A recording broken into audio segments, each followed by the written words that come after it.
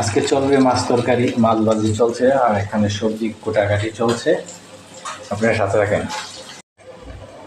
হালকা একটু লাল লাল হইলে তারপর সবজি দিব।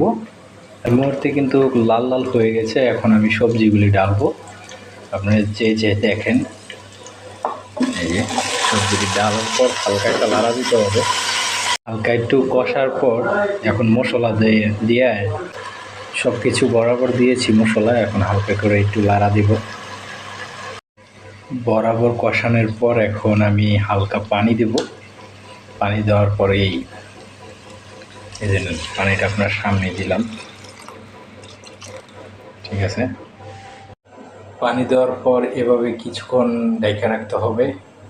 ঢাকনাটা খুলবো, খোলার পর ঠিক আছে, এখন মাছগুলি দিব। দেখেন, আপনারা দেখতে থাকেন।